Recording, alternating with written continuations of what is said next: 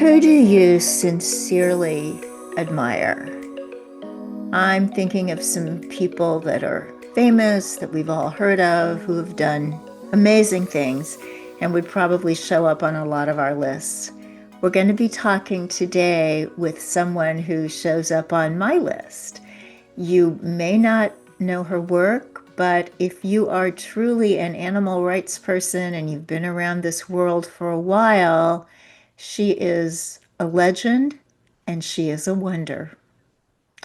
Hi, everybody. I'm Victoria Moran, and you are listening to the Main Street Vegan Podcast. What a pleasure to have you with us today. And we are going to be talking today with someone that I feel that I've known about my entire life. I'm sure that's not quite true. But Gail Eisnitz, winner of the prestigious Albert Schweitzer Medal for Outstanding Achievement in Animal Welfare, has been working for decades to document and expose the shocking underbelly of the meat industry here in the US.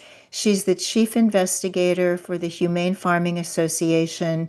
She's the author of Slaughterhouse, the shocking story of greed, neglect, and inhumane treatment inside the US meat industry, and her new book, Out of Sight, an undercover investigator's fight for animal rights and her own survival. And when you go to purchase that book at your favorite online bookstore, you can get it from an indie bookstore too. But online, you will see reviews from people who are saying, this book reads like a novel. This is a thriller. This is a page turner. Because the work that Gail Eisnitz has been doing for years is as thrilling as it is shocking. We've got to read this book, all of us. And right now, we've got to talk to its author. Welcome, Gail Eisnitz. Thank you, Victoria. I'm so thrilled to be with Oh, you. and I'm so glad you used that word because I feel like I used the word thrilling in the wrong way. When I used it wrong, I'm sure, nothing at all positive that goes on in these places that you've documented. I only spent one day of my life in a slaughterhouse and it changed everything. And to think of what you have done, I'm just in absolute awe. So, welcome and just give us a little bit of background, a little bit of history for how all this started for you. Well, just to say off the beginning, just to say that I received a complaint from a worker in a Florida slaughterhouse. His name was Timothy Walker, and he said that cows at that slaughterhouse were having their heads skinned while they were still fully conscious. And he didn't really want to be a worker in a slaughterhouse. He was a animal health technician who had gone into the business to help animals, and he wasn't a meat inspector or anything like that. And he was testing for brucellosis. He was stationed in the slaughterhouse to test for brucellosis, and the animals were supposed to be dead when he was testing them. But he was concerned for the workers, and he was really concerned for the poor cows because they were thrashing and trying to right themselves and struggling as they were being skinned. And so Timothy and I have a long history together. We became friends, and he helped me. He supported me through my years and years of investigations. He blew the whistle on that slaughterhouse and he was fired for it. But I went down to Florida where the slaughterhouse was. It was the largest slaughterhouse in the southeast, and with plans to expand. And I went down there and I corroborated everything he said with workers and brucellosis testers. And when word got out that I was down there, he was fired. And we sued the USDA under the Federal Whistleblower Protection Act and ultimately won him his job back. And the suit required that USDA inspect the slaughterhouse. So they did. And then suddenly the slaughterhouse went out of business permanently. And right after the slaughterhouse went out of business, the Secretary of Agriculture's inspection report became public, which said it was a perfect slaughterhouse. It was a glowing report, and everything was fine in the slaughterhouse. The biggest cover up you could ever imagine. Well, I think that a lot of my listeners, because we are Main Street vegan, and many of the people who listen are vegan or very close to that, and I think they're saying, but how could there be a good slaughterhouse? How can you do mass murder in a humane way? So before we get into all these investigations and all these incredible things you have to share today, can you just kind of answer that question that I'm sure is in a lot of people's minds? Right. Well, I don't think you can, especially with changes in the meat industry. I mean, I don't think you can, period. But there have been so many changes in the meat industry in the last few decades, with thousands of small to mid-sized slaughterhouses being forced out of business by these mega slaughterhouses that kill millions of animals a year. And the result is one slaughterhouse I visited kills 35,000 hogs a day. So it's virtually impossible to ensure that anything is done, quote, humanely. It's not possible. Plus, the federal Humane Methods of Slaughter Act is supposed to be enforced by the meat inspectors, but they're not in those areas of the plants where the animals are being killed. And so after I did a big expose and it was on the front page of the Washington Post, money was allocated to enforce the Humane Methods of Slaughter Act. It had been on the books for 40 something years and there had never been a dime appropriated to enforce it. So suddenly money was allocated to enforce it, but that means verification procedures are conducted, which means spot checks are conducted.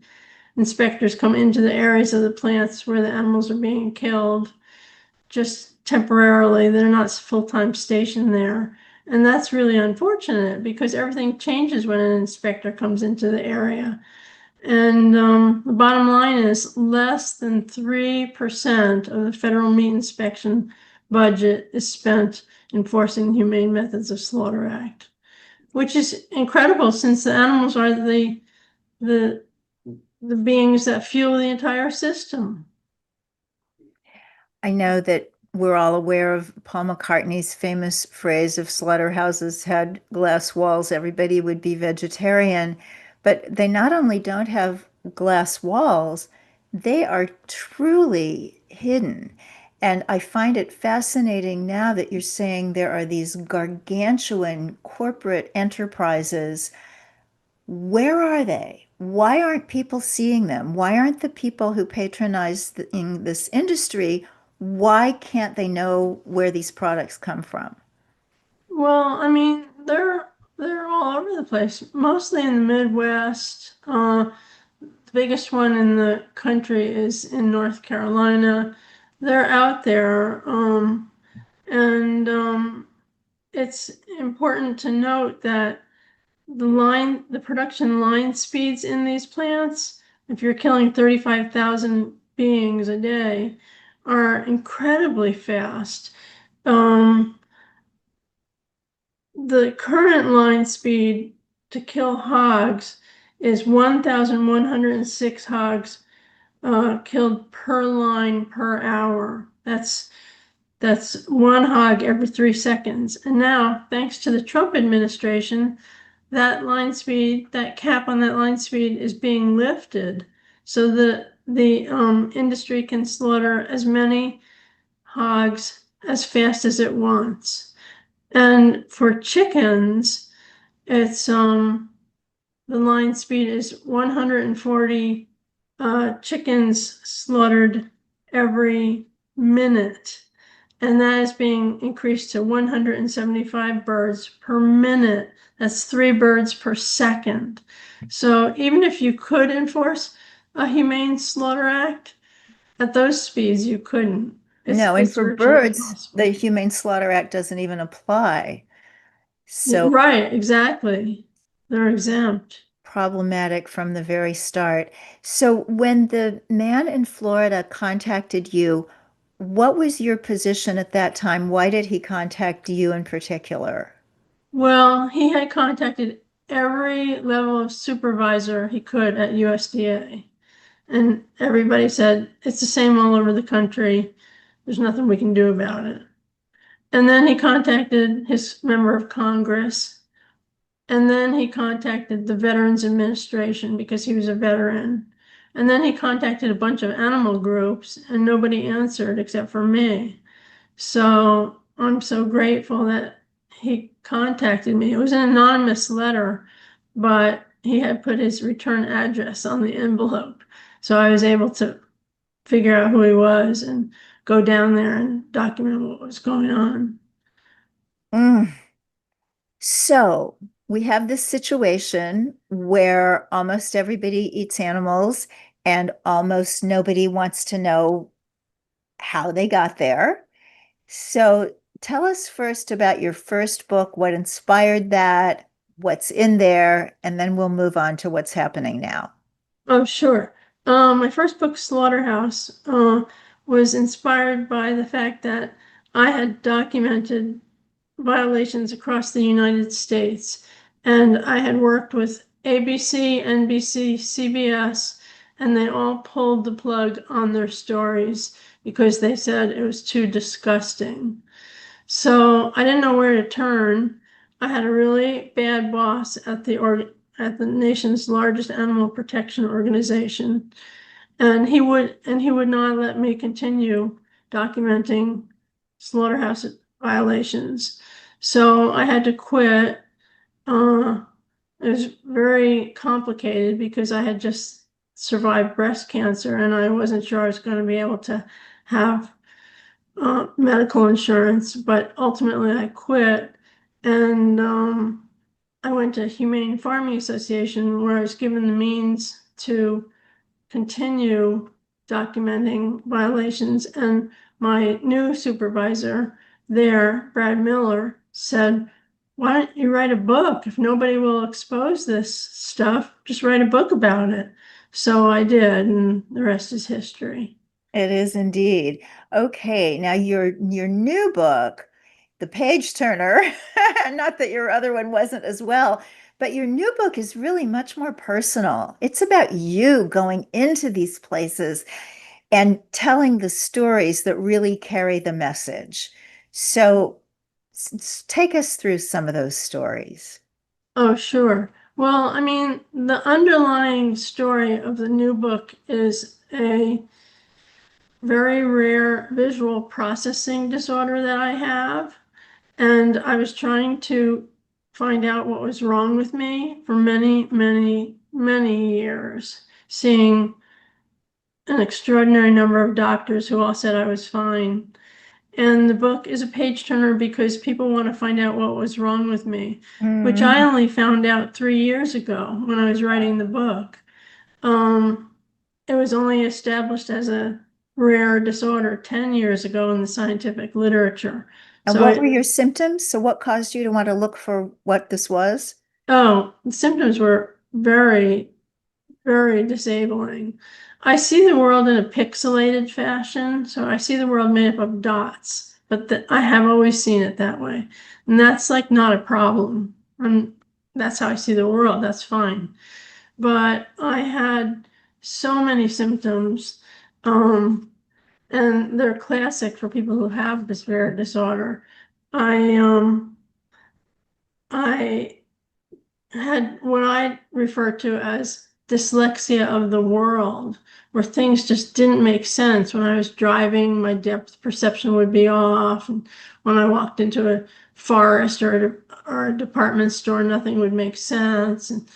And I had derealization. I don't know if anybody's ever heard of that, but that's Yeah. where everything, nothing looks real. You're not in your body. You feel like you're drunk. It's a very, very scary disease.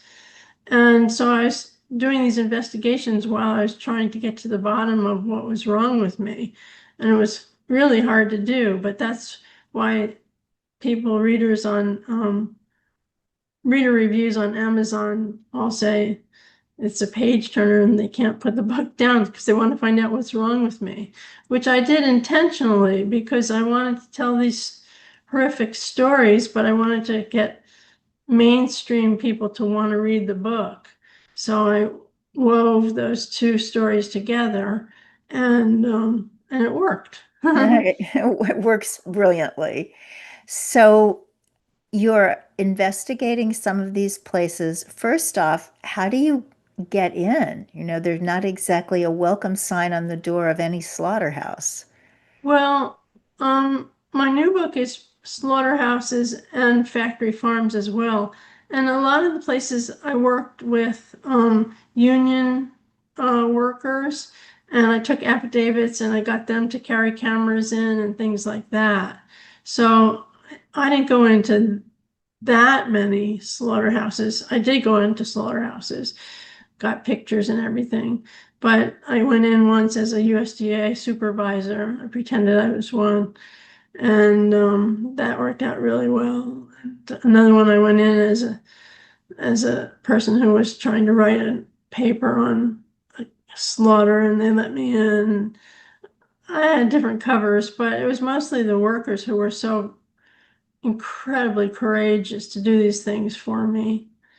So, Oh, it's just an unbelievable industry. I remember the day that I spent at a slaughterhouse. I pretended to be a home economics graduate student. And this was a smaller slaughterhouse, and they were very proud of it. They were very proud that this student wanted to be there and learn about this and write about this. And yet, I think of all of the covers people have to come up with to get into them. You don't have to have a cover to go to an apple orchard. It's just, oh, that's for sure. it's such a Yeah. strange world that we're in. So I know that the people who are listening are already vegetarian or vegan, almost all of them. And so we don't want to give them more information that is going to be all that difficult for them to hear. And yet, we owe it to the animals to know some of what is going on with them. So, could you just talk a little bit about the process? Maybe people read The Jungle, how the process was over 100 years ago. And there have been other reports through the 20th century, but bring us into this age when everything seems so slick and so instant, and all you have to do is go to the portal, and if you got a problem, you ask artificial intelligence about it, and then you live happily ever after. But those who are not living at all, and certainly not happily, are animals in the agriculture system. So help us understand what goes on there now. Right. Well, I interviewed individuals who had spent a combined total of 3 million hours on the kill floor, and without exception, they all said that they had either engaged in or observed animals being strangled, beaten, scalded, skinned, or dismembered while they were still fully conscious. And I have a list of things, but I don't want to upset listeners, but I can share with you some of the things if you want me to. So Right. we've been hearing some things lately, certainly with the threat of bird flu, 8 months ago or so, maybe it was longer. The time kind of goes a little bit fast as you get older, but they were just killing chickens. I mean, and obviously they were going to be slaughtered anyway, but is that what you mean by depopulation? Yeah, and it's still going on. Bird flu is still out there. I don't know what the toll is right now. It's probably about 180 million birds that have been depopulated, but it's still ravaging the country, and it's going to continue to ravage the country as long as we keep animals under the conditions that we do. It's Depopulation is the animal agricultural term for large scale on farm mass killing of animals who, due to disease or other unforeseen circumstances, such as natural or man-made disasters, can't be shipped to slaughter. And it is so incredibly brutal. I mean, between avian influenza and COVID, ventilation shutdown is when the producers seal up their barns, seal up all their inlets, shut off the ventilation. As your listeners probably know about this, but shut off the ventilation system fans, heat the barn to triple digits, and pump in added steam. And it's as brutal as it sounds. The animals, over a period of hours, slowly suffocate to death. And that's one method of depopulation, which is widely used. And it was used for 1 million pigs during COVID because the pigs were going to get a little too big and they wouldn't be able to go to slaughter. So they depopulated using ventilation shutdown 1 million pigs because the slaughterhouses had been temporarily shuttered because of COVID. But there's also another way that they kill uh, chickens and pigs during depopulation, and that's something called water-based foam, which is actually like firefighting foam, and they just spray it into the barns over the chickens and the pigs to drown or suffocate the animals, and that's how they die. It's To see it is unbelievable.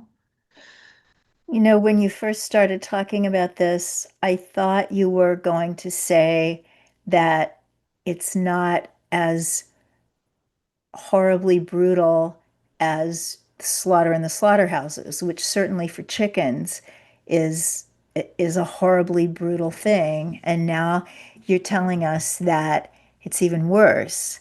And Yeah. you just wonder how sadistic humans can be. And how systematic they are. It's like the Holocaust, the way it's almost like a machine, the way animals are systematically killed, both in the slaughterhouse and during ventilation shutdown and water-based foam. Um, I saw a video, and maybe some of your listeners have seen this video, but in my book, I say it's the worst thing I ever saw. It was depopulation of pigs in China, and I'll tell you a little bit about that. But I thought it was the worst thing I'd ever seen. And then here we're doing things just as bad. But what they did was they used a front end loader to force pigs to jump into a 30-foot deep pit. They probably broke their bones as they fell into this pit. And then they were all in the pit squealing. They didn't know what they were doing in this giant pit. And then, um, and then the workers rained down um, fireballs on top of the pigs, and the fireballs just exploded, and the pigs were squealing, and then they were groaning and moaning, and then the fire miraculously just went out. But the pigs were still moaning. It was so sad. And then they took the dirt that they had taken out of the pit, um, and they just used the front end loaders to pour the dirt on the living pigs, and that was the end of it. But then, I thought that that was so terrible. But what we do, you know, slowly suffocating birds and pigs and with ventilation shutdown and water-based foam, what's the difference? It's all horrible. It is all horrible. And I've been trying to think here. Let's see. If I do something visual with my body, it will help me come to an editing point, and I can make a little note that says, if you are sensitive, start watching or listening to this podcast at this point. But the whole topic is so difficult. There is just no easy way to talk about what goes on in the food industry. And yet, those of us who don't support it are this tiny little percentage. I think that it's very hard to know how many people are vegetarian and vegan in America, certainly in the world. I did see something on Google that we were 3% of the population in 2018, and now we're 1%. And yet, to hear these things that go on, I can't think of anybody that I know who's not vegan who would want to support this, and yet they do. And that's why I purposefully wrote a memoir, because Okay. I wanted to reach the general public, because I think ignorance is bliss. I really think that people just don't know these things. They're just unfortunately unaware. So I just want to use my story of my medical mystery to uh, get people involved in animal cruelty.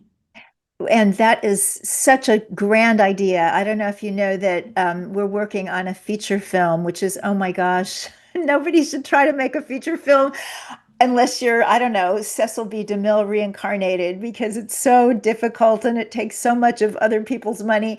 And yet it seems to me that the power of story, just getting the message out in a story, is really our best shot. And you are getting the message out through this wonderful memoir.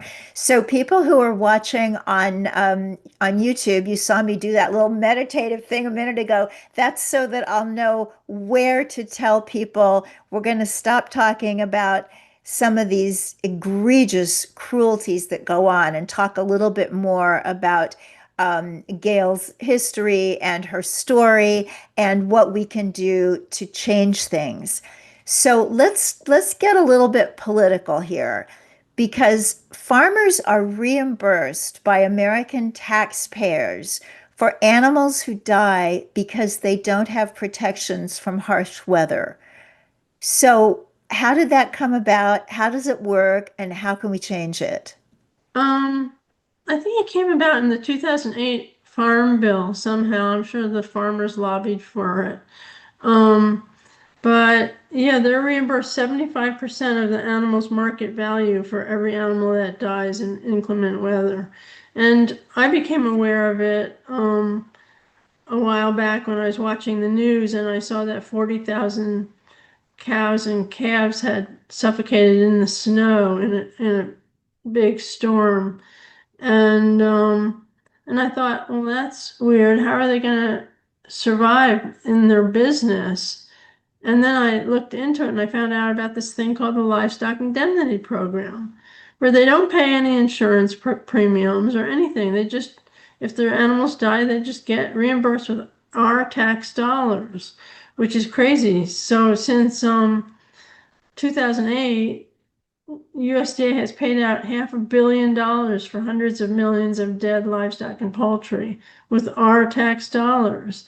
So that includes everything from cattle on feedlots who don't have shade and die from heat exposure, heat stroke, to animals who die in winter storms or hurricanes or things like that.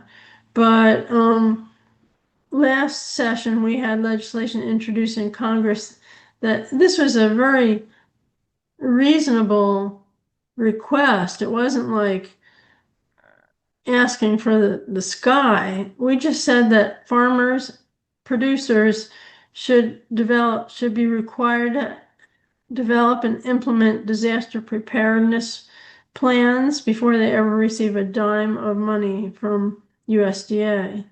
And we're working now to get that reintroduced because it's a really good, fiscally sensible and good for the animals uh, piece of legislation. So, Gail, having been around this for so long and having had more firsthand experience than almost anybody, how would you lay out a plan for making things better? I know there's always um, infighting within the animal rights, animal welfare world about whether we should put all of our emphasis on making people vegan or whether we should put emphasis on trying to make conditions better for those animals who are stuck in the horrible agriculture system now. So, from an insider's point of view, can you kind of outline what in the best of all possible worlds should be done? Yeah, I mean, in my opinion, best of all possible worlds is to educate the general public so they at least find out about this and eat less meat if they're going to be eating meat, which is ridiculous.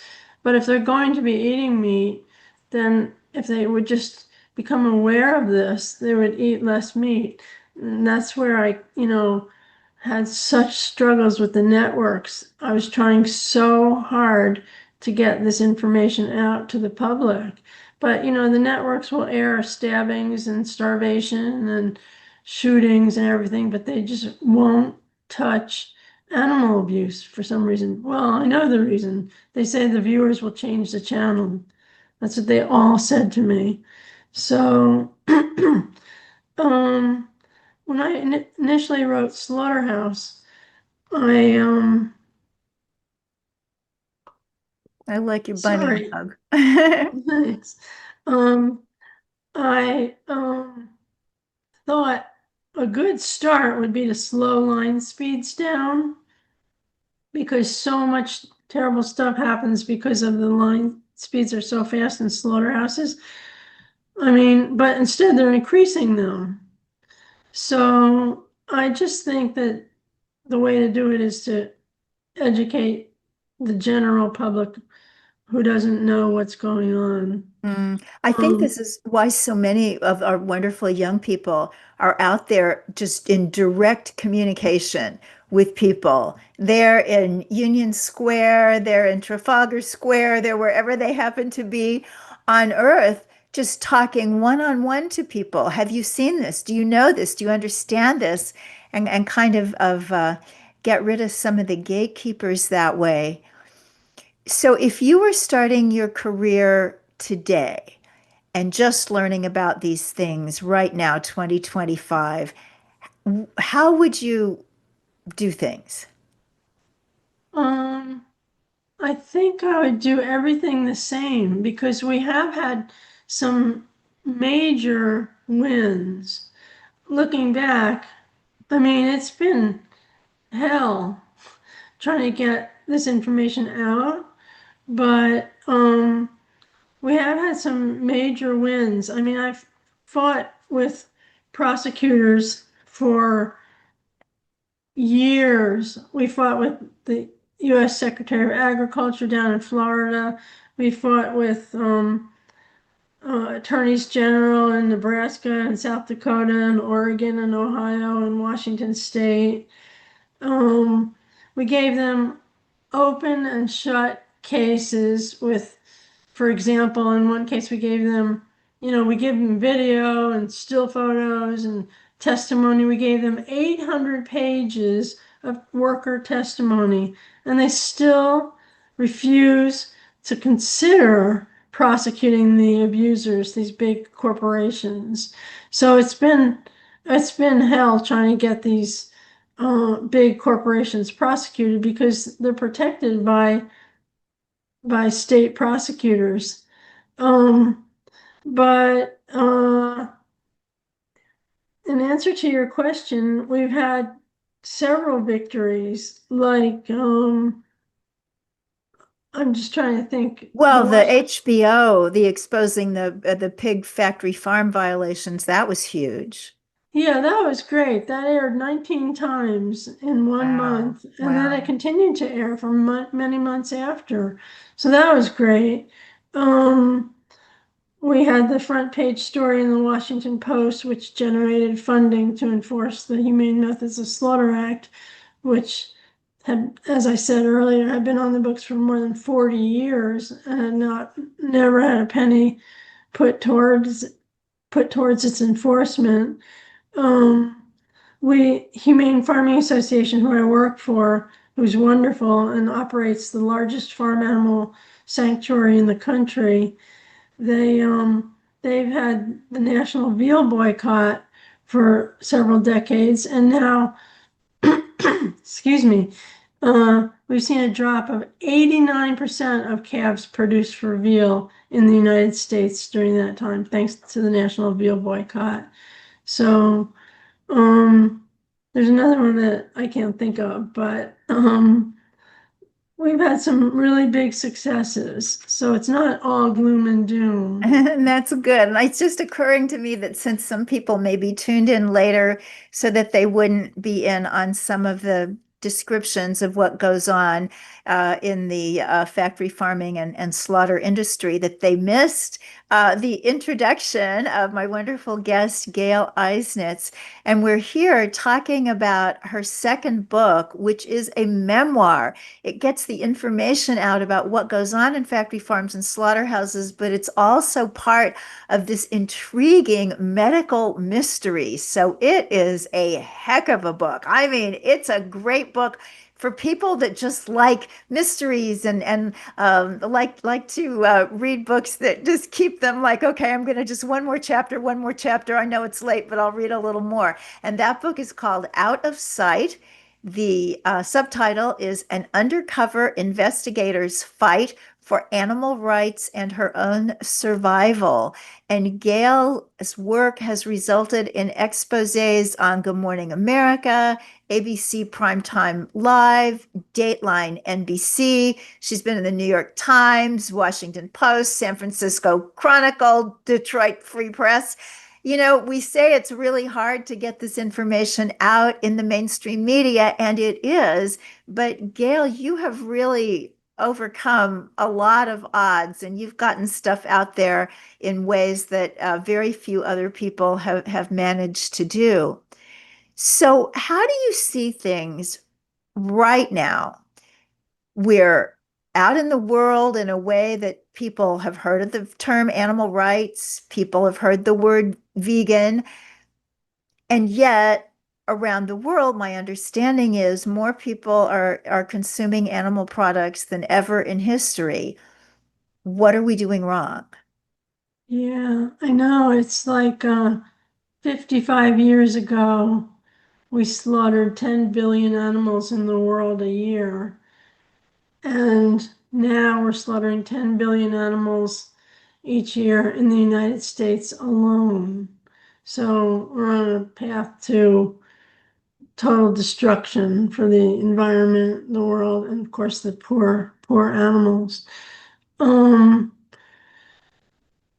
I don't know uh, what to say about this trajectory that we're on. It's just we're exporting our consumptive ways, we're exporting our technologies that enable the establishment of factory farms all over the world.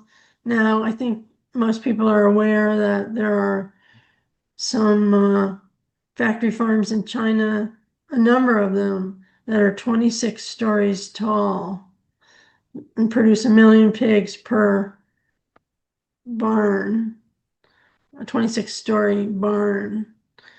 Um, so I don't know, it's a conundrum. It is indeed. And I just feel so strongly that we have to do what we can do. So, everybody listening, whoever you are, wherever you are, whatever your gifts and talents are, find a way to put those gifts and talents into this work because you have something to share that nobody else does. I talked to this remarkable, legendary woman in front of me, and I mean, you've got courage. I mean, I think about that one day I spent in a slaughterhouse. I was in my late 30s, early 40s. I was 39 or 40 when that happened. And I just feel like I couldn't do it now. I feel like for whatever at that particular time in my life, I was able to shut off something and for the greater good, spend that day there, write about it, get that word out. And there's one story that happened that day that I keep repeating. It's in my book, Main Street Vegan. Every time I give a talk, it's in there. So spending that day there had value. But I just feel like, oh, I couldn't ever do it again. Well, you know what? If I need to do it again, then I should do it again. We should all kind of get over ourselves and do whatever needs to be done for these animals. Right. Well, one of the themes of my book is the fact that I suppressed my feelings for 60 years.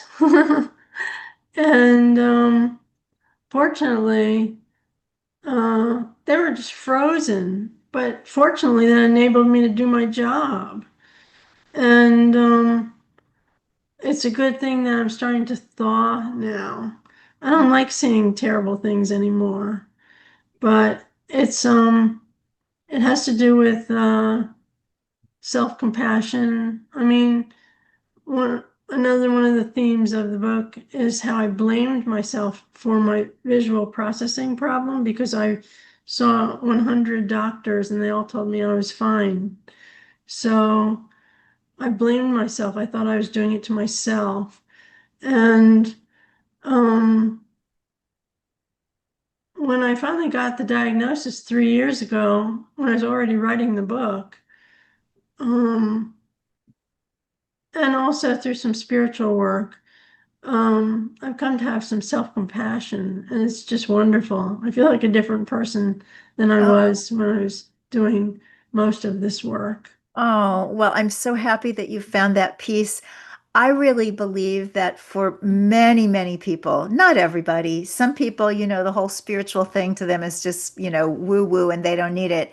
But I think for the majority of us who care about animals, we really do need some kind of spiritual practice or process or connection because it's just too hard for an unaided human most of the time to even know about this stuff, much less be there one on one, as you have been so very many times.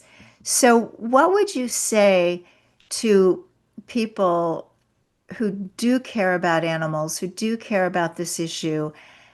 How can people listening, some of whom are very young, keep this going for the next 60 years? I don't know, you just have to follow your heart. I don't really know what to say. They just have to learn as much as they possibly can because there's so much to know. Every time I think I've heard the worst, I learn something worse. So there's just so much to learn and just learn about it and follow your heart. This sounds really self-serving, but I think that if they can share the book, just share the book. There are some rough patches in the book, but most of the book is like a page turner, and the chapters are very short. So somebody sent me there was a review on Amazon uh, last week from a Hollywood screenwriter, and she said, I won't tell you everything she said, but she just said, find this book. This book reads mostly as a thriller, a suspenseful medical mystery woven into the tale of Gail Eisnitz. And then she says all this great stuff. But I just want people to know that because, you know, they have to fasten their seatbelt. And there are some rough patches, but most of the medical mystery carries the reader through. So that's why I say share the book because if it could get out into the mainstream, it could really educate people who need to know, who have no idea what's going on. I saw I saw a video the other day, and this was just a video, but it was just like sows and gestation crates. I have quite a bit in the book about sows and gestation crates, but I never knew that they took boards and beat them like slaves to get them to stand up so that they didn't go lame. I mean, there's so much that I don't know. There's so much. I think my book is just the tip of the iceberg. You know, sometimes I think we're just out here living our lives, those of us who care about animals, those of us who have changed the way we eat and dress and what we do for entertainment and all the things that happen as we come to know about these issues. And I think the world outside us is just so attractive. And I don't mean attractive like pretty. I mean it attracts attention. There are so many headlines. There are so many breaking news stories. There are so many, oh my gosh, can this be happening moments these days. And I think sometimes it's easy to think that we're just this strange little group of people who happen to be more sensitive than others to our fellow beings. But I think it's so important that we know and that we affirm for ourselves that we're doing work that other people can't do or won't do. Not all of us, in fact, almost none of us, to the degree that Gail Eisnitz has done, and which is explored and explained and tales woven so brilliantly in this new book, Out of Sight. But we are all, I just want to use the word chosen to do this work for these beings who cannot do it for themselves. So if we're talking today to anybody out there, wherever you are doing anything for animals in agriculture or animals who are otherwise being abused, you are remarkable. So cherish yourself and take care of yourself so that you can keep this work up.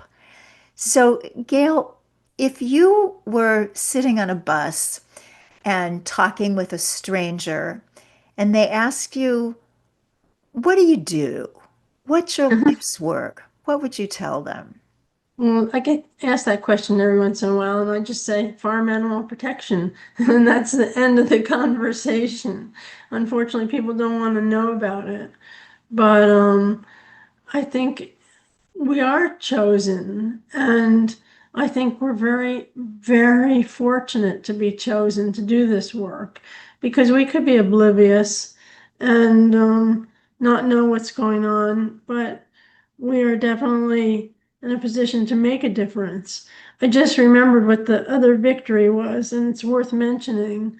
Um, we were able to take legal action on the Rosebud Sioux tribal lands where they were going to be producing about 1 million pigs a year on these tribal lands in South Dakota. And we convinced the tribe that it was going to be bad for them. And the tribal members agreed and changed their position. And we sued the federal government and stopped the construction of what was going to be 1 million pig operation. So Woo! those little victories um, uh, buoy my spirit and keep me going. But in answer to your question, what do I tell people when they want to know what I do for a living?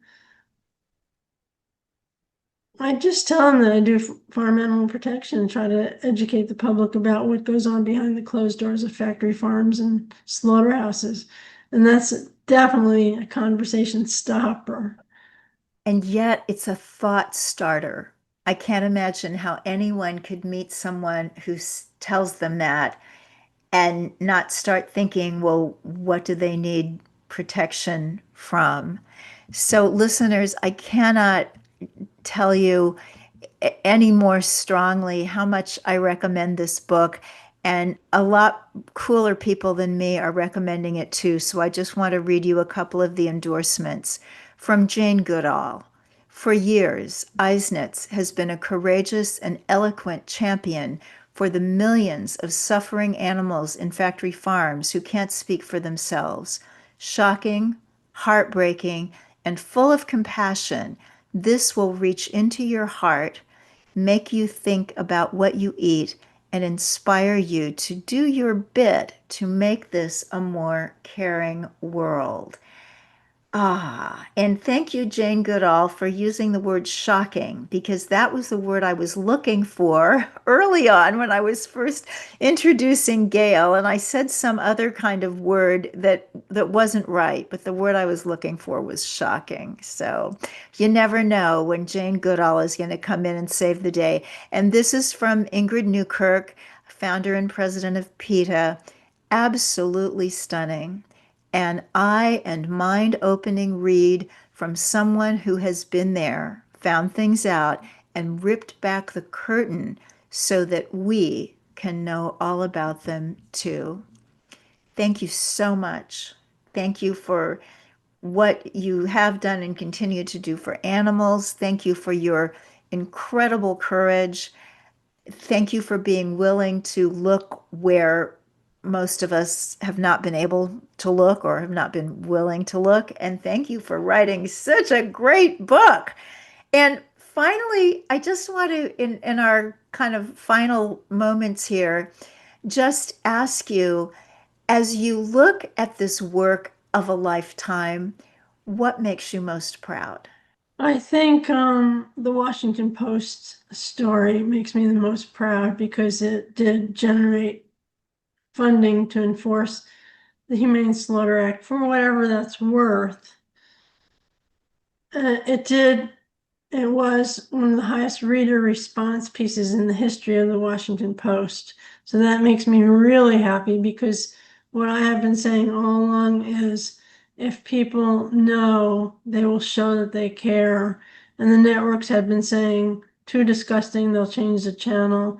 No, if people know about what's happening, they will show that they care. Hmm.